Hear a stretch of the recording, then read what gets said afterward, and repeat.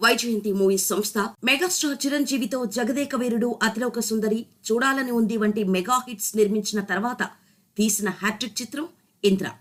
ఈ సినిమా అఖండ విజయం సాధించిన తర్వాత దాదాపు 20 ఏళ్ల క్రితం తెలుగులో 30 కోట్లకు పైగా సాధించిన తొలి చిత్రంగా సరికొత్త రికార్డు సృష్టించింది.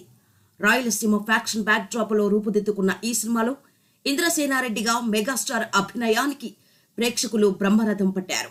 శత్రువుల గుండెల్లో నిద్రపోయే రాయలసీమ వీరుడు ఇంద్రసేనారెడ్డి వారణాసిలో శంకర్ నారాయణ పేరుతో టాక్సీ డ్రైవర్గా సాదాసీదా జీవితాన్ని ఎందుకు గడపాల్సి వచ్చింది అన్న కథతో దర్శకుడు బి గోపాల్ చేసిన మాయాజాలం ప్రేక్షకుల్ని అమితంగా ఆకట్టుకుంది. ఈ సినిమాలో తొలిసారిగా ఫ్యాక్షనిస్ట్ గా చిరంజీవి నటించారు. వయస్సును వెనక్కి మళ్లించి మెగాస్టార్ చేసిన మాయ ప్రేక్షకుల్ని మంత్రముగ్ధుల్ని చేసింది. మురుగరాజు, డాడీ సినిమాల అపజయంతో ఒక విధమైన అసంతృప్తితో ఉన్న మెగాస్టార్కు మంచి బూస్టు ఇచ్చి మెగాస్థానంలో ఇంద్ర సినిమా నిలబెట్టింది. ఈ చిత్రం ప్రారంభించడానికి ముందు నిర్మాత అశ్వనీ దత్ మెగాస్టార్ చిరంజీవి దగ్గరకు వెళ్లి, బాస్, నిర్మాతగా నాకు ఇది silver Jubilee year, prestigious film తీయాలి, అది నా భూతో నా భవిష్యత్ అనే రేంజ్ లో ఉండాలి. ఆ సినిమాలో మీరు హీరోగా నటిస్తేనే అది సాధ్యమవుతుంది.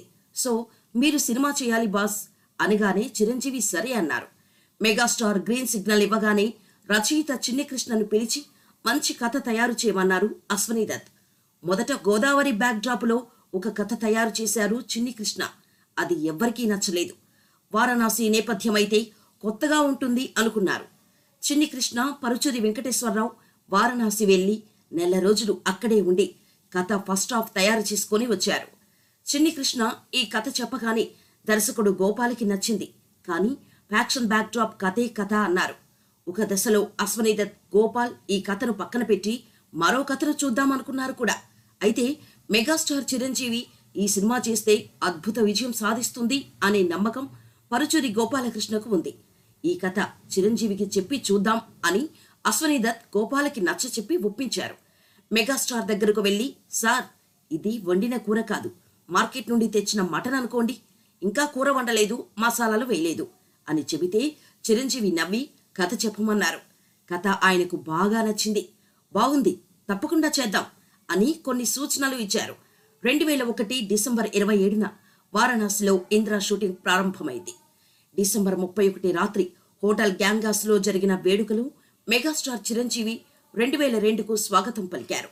ముంబై నుంచి సోనాలి బింద్రే, పునీత్ ఇసర్, ముఖేష్ రిషి, చెన్నై నుంచి ప్రకాష్ రాజ్, ఎస్పి బాలసుబ్రహ్మణ్యం, హైదరాబాద్ నుంచి శివాజీ, బ్రహ్మానందం, తనిఖీల భరణి, ఏవిఎస్, ఎంఎస్ నారాయణ ఇలా 72 మంది ప్రముఖ నటీనటులు లక్నో, వారణాసి, అయోధ్యలో జరిగిన షూటింగ్ లో పాల్గొన్నారు.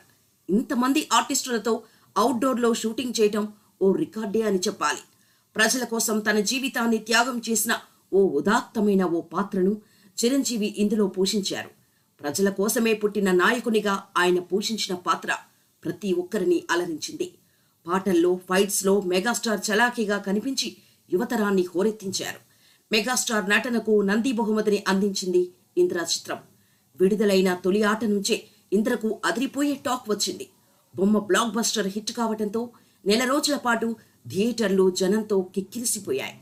అర్ధరాత్రి దాటినా ప్రేక్షకులు వస్తుండటంతో చాలా థియేటర్స్లలో తెల్లవారే వరకు వరుసగా షోలు వేయాల్సి వచ్చింది.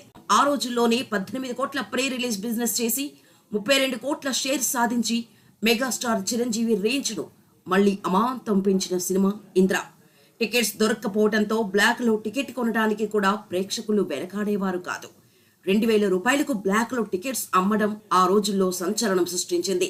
సమయానికి చేతిలో డబ్బు లేకపోవడంతో ఆ రోజు ఎలాగైనా సరే ఇంద్ర సినిమా చూడాలి అనే పట్టుదలతో జంగారెడ్డిగూడెంలోని ఒక వ్యక్తి తన చేతికి ఉన్న ఉంగరాన్ని అమ్మేసి 4 టికెట్స్ కొని ఫ్యామిలీతో సినిమా చూశారట. ఈ విషయాన్ని చిత్ర దర్శకుడు బి గోపాల్ ఓ ఇంటర్వ్యూలో చెప్పారు. దీనిని బట్టి ఇంద్ర సినిమాకు ఎలాంటి క్రేజ్ ఉండేదో ఊహించుకోవచ్చు.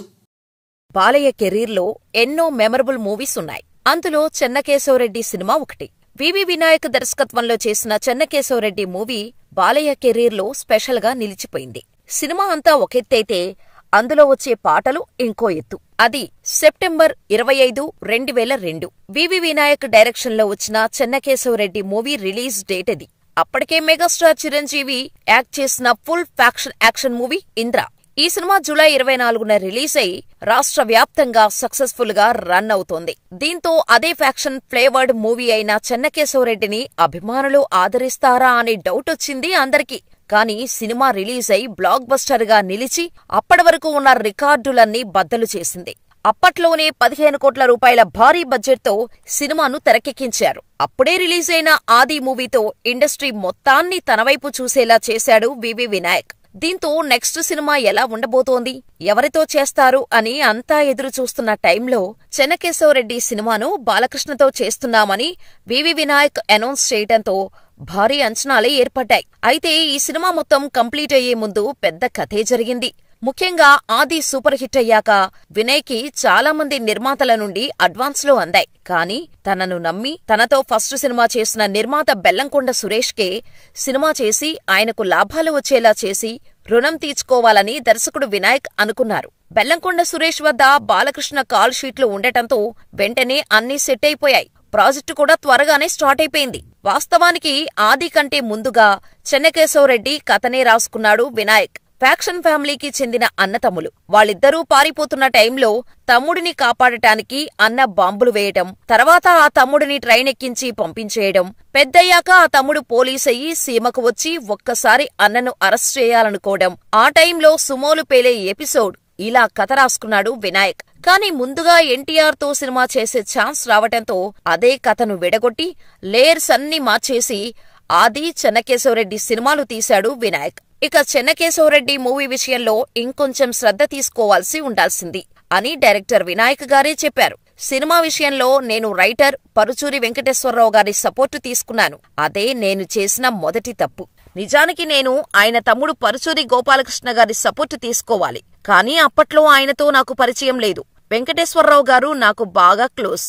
అందుకే ఆయన ఇన్పుట్స్ తీసుకున్నాను. కానీ చెన్నకేశవరెడ్డి గోపాలకృష్ణ గారి బ్రాండ్ సినిమా, మా సినిమాలకు ఆయన ఇన్పుట్స్ చాలా అవసరం. ఇక నేను చేసిన ఇంకొక తప్పు, బాలకృష్ణ గారు డబుల్ రోల్ చేస్తున్నప్పుడు నేను టైటిల్ రోల్ పై ఫోకస్ పెట్టాను. పెద్ద బాలయ్యని ఎంత డైనమిక్ గా చూపించాలి అని రాత్రంతా పిచ్చిగా ఆలోచిస్తూ చిన్న బాలకృష్ణ రోల్ ని లైట్ తీసుకున్నాడు. ఇది ఇంకా ఎఫెక్ట్ అయింది అంటూ వినాయక్ చెప్పుకొచ్చారు. అయితే బాలకృష్ణ చాలా ఫ్యాక్షన్ సినిమాలు చేశారు. అందులో 90% హిట్లే ఉన్నాయి. ఓ రకంగా ఫ్యాక్షన్ సినిమాలకు కేర్ ఆఫ్ అడ్రస్ బాలయ్య అని చెప్పుకోవచ్చు. సీడెల్లో బాలయ్య బాబుకు తిరుగులేని ఫ్యాన్ ఫాలోయింగ్ ఏర్పడటానికి ఇది కూడా ఓ కారణమని చెప్పొచ్చు. సమరసింహారెడ్డి, నరసింహనాయుడు వంటి చిత్రాలతో ఆయన ఓ బెంచ్ మార్క్ సెట్ చేశారు. ఆ సినిమాలకు ముందు కూడా ఫ్యాక్షన్ సినిమాలు వచ్చాయి. కానీ ఇండస్ట్రీ హిట్లు కొట్టింది మాత్రం బాలయ్య సినిమాలే అనడంలో అతిశయోక్తి లేదు. అయితే చెన్నకేశవరెడ్డి అనే ఫ్యాక్షన్ సినిమాలో కూడా బాలయ్య నటించారు. ఇది ఎందుకో అభిమానులు ఆశించిన స్థాయిలో విజయం సాధించలేదు అని అంతా చెబుతూ ఉంటారు.